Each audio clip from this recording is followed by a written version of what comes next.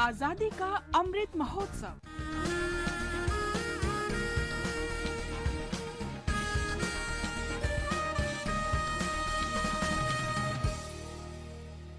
आजादी का सफर आकाशवाणी के संग। भारत का शानदार स्वाधीनता संघर्ष आधुनिक विश्व के महानतम संघर्षों में से एक है।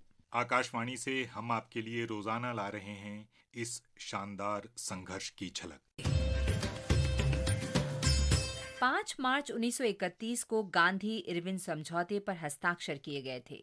ये राजनीतिक समझौता ब्रिटिश सरकार के खिलाफ सत्याग्रह को समाप्त करने के बारे में था, जिसे गांधी जी ने दांडी मार्च के साथ शुरू किया था। गांधी जी ने मार्च और अप्रैल 1930 के बीच दांडी मार्च की शुरुआत की। The Great March for Liberty began. Gandhi started on his 241-mile-long trek from the ashram to Dandi, a village on the sea coast, along with his chosen band of 78 ashram inmates, symbols of the national determination with a strong resolve and undaunted look. 61-year-old Gandhi, with his undying faith in the justice of the cause he was pursuing, and in the success of the great campaign he had embarked upon, marched at the head of the procession with quick and unfaltering steps. मार्च के अंत में बापू की गिरफ्तारी और कारावास ने British Bharat में बापू के और अधिक प्रभावी सविनय अवज्ञा आंदोलन को जन्म दिया। 1930 के अंत तक हजारों भारतीय जेल में थे और इस आंदोलन की खबरें दुनिया भर में आग की तरह फैल रही थीं।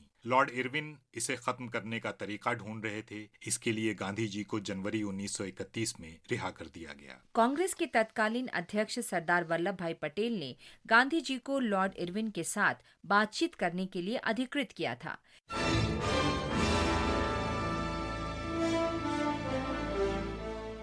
संधि के अनुसार भारतीय राष्ट्रीय कांग्रेस की ओर से गांधी जी सविनय अवज्ञा आंदोलन बंद करने के लिए सहमत हुए।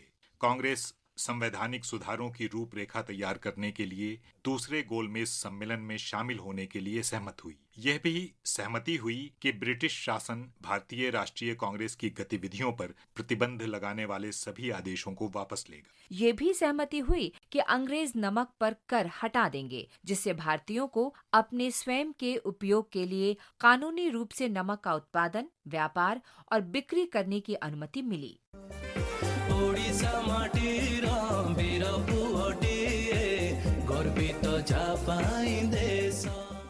हम स्वतंत्रता सेनानी और राजनेता बीजू पटनायक के नाम से विख्यात विजयानंद पटनायक को भी याद करते हैं। उनका जन्म 5 मार्च 1916 को हुआ था। आधुनिक ओडिशा के वास्तुकार माने जाने वाले बीजू को प्यार से कलिंग के नायक और कलिंग के खारवेला के नाम से भी जाना जाता है।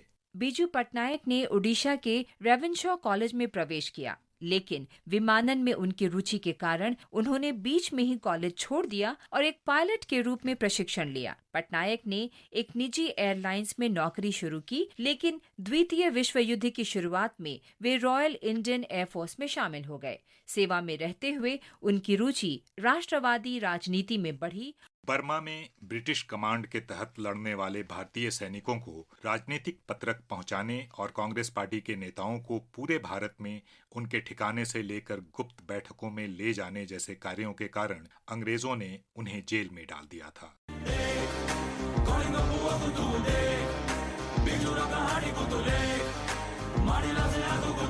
बीजू पटनायक भारत छोड़ो आंदोलन में शामिल हो गए और 1943 में उन्हें 2 साल के लिए जेल भेज दिया गया। बीजू ने 1947 में नीदरलैंड के खिलाफ स्वतंत्रता संग्राम में इंडोनेशिया की सहायता करने में भी महत्वपूर्ण भूमिका निभाई। इंडोनेशियाई प्रधानमंत्री सुल्तान जाहरिर को औपनिवेशिक डच द्वारा निगरानी में रखा गया था। जवाहरलाल नेहरू ने उन्हें बचाने का जिम्मा बीजू पटनायक को सौंपा। बीजू ने सभी बाधाओं को पार किया और जावा के लिए उड़ान भरी। वे 22 जुलाई 1947 को जावा द्वीपों से सुल्तान जाहरिर और कर्मचारियों को पहले सिंगापुर और अंत में दिल्ली लेकर आए। इसके लिए कृतज्ञ इंडोनेशिया ने बीजू पटनायक को सर्वोच्च नागरिक पुरस्कार भूमिपुत्र से सम्मानित किया था।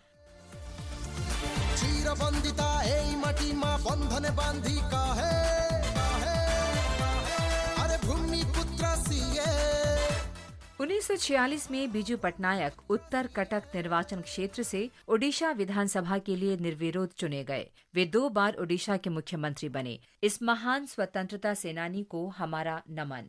आज बस इतना ही। आजादी का सफर आकाशवाणी के संग। कल फिर मिलेंगे नई कड़ी के साथ।